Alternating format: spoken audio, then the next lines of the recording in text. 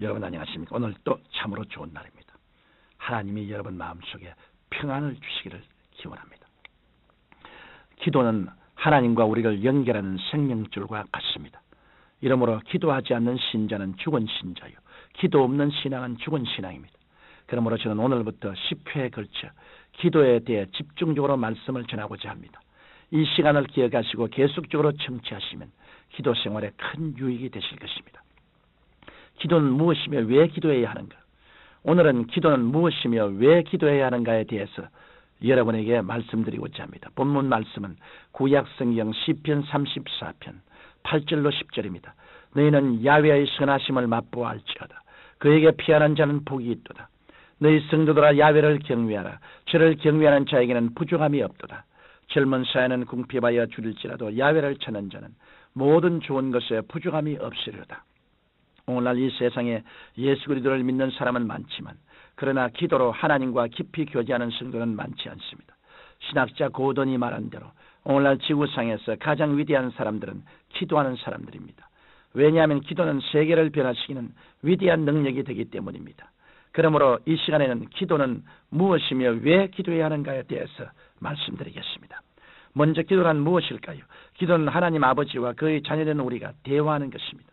우리가 기도로 하나님을 찬양하고 소원을 아뢰면 하나님께서는 우리에게 자신의 뜻을 말씀해 주십니다.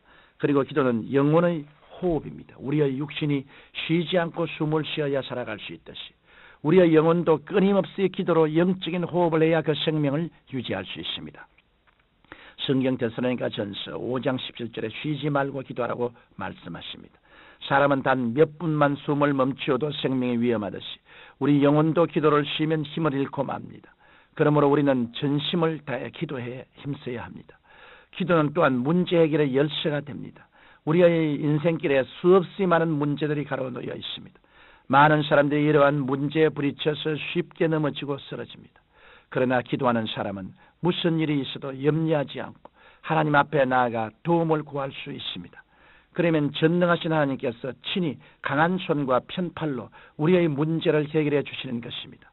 예수님께서는 마태복음 11장 28절에서 친히 말씀하시기를 수고하고 무거운 짐진 자들아 다 내게로 오라. 내가 너희를 쉬게 하리라고 말씀하고 계십니다.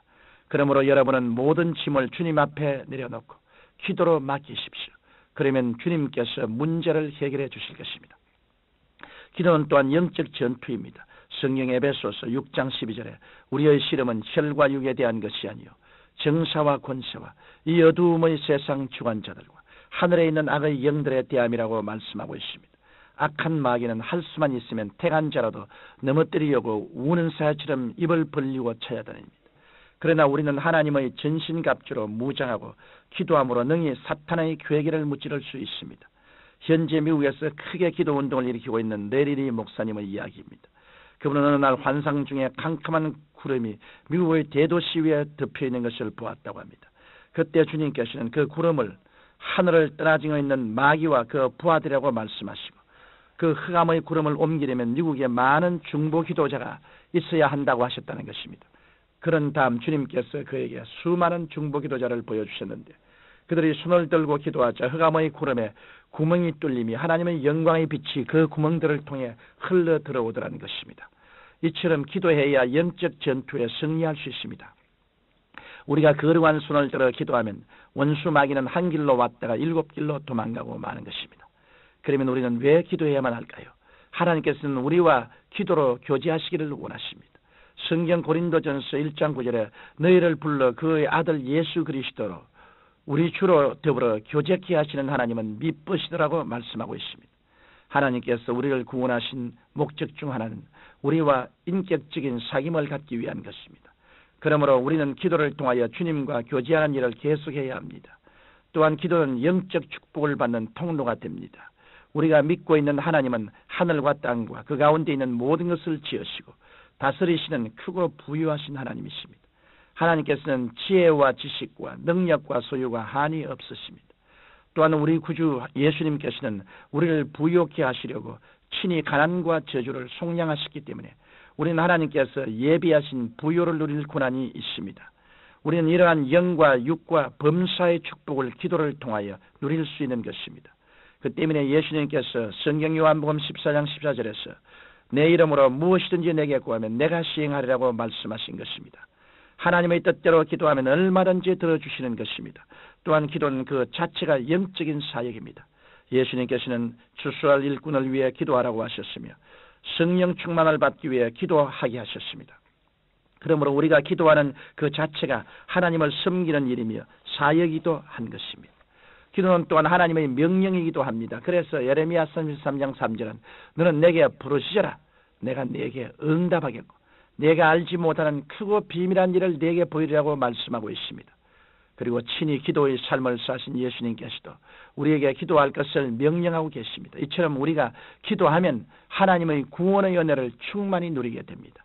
그리하여 영적 축복을 받아 그 마음이 의와 평강과 희락으로 가득 차고 갖가지 성령의 은사와 열매가 나타날 것입니다.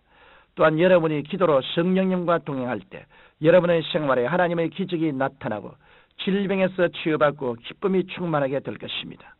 사랑하는 청취자 여러분, 기도는 영적 호흡이요 하나님과의 대화입니다.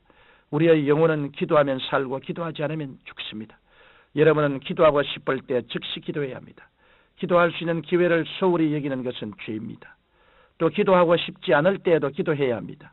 영적 침체 상태에 그대로 머물러 있는 것은 지극히 위험하기 때문입니다. 선지자 사무엘은 기도하기를 쉬는 죄를 야훼 앞에 결단코 범치 아니하리라고 하며 평생 기도하는 삶을 살았습니다. 여러분 이제 기도의 삶을 살기로 결단하십시오. 우리가 매일같이 1시간 이상 기도를 할 때 우리의 마음은 깨어지고 우리는 주 예수를 더 깊이 마음속에 모시게 되고 또 우리의 삶에는 성령이 충만하게 되는 것입니다. 사람들은 이 세상 일을 위해서 하루에 수많은 시간을 낭비합니다. 그러나 하나님과의 교제하는 가장 귀한 시간을 위해서 1시간을 내놓기를 결의하고 있습니다.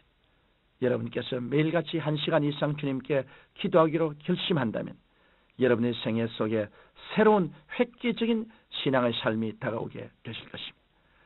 그러므로 가장 귀한 시간을 기도하는 시간으로 하나님을 위해서 내놓으십시오. 그러면 여러분의 삶은 하나님의 기적과 성령 충만과 승리와 기쁨과 천국으로 충만하게 되실 것입니다. 전능하신 아버지 하나님이여, 기도하는 우리 성도들이 되게 도와주시옵소서. 말만 많이 하는 사람 되지 말고 주님께 엎드려 깨어지고 회개하고 눈물로 자기 자신을 위해서, 하늘나라를 위해서, 조국을 위해서, 이웃을 위해서 간절히 기도하는 성도들이 되게 도와주옵소서. 예수님의 이름으로 기도드립니다. 아멘.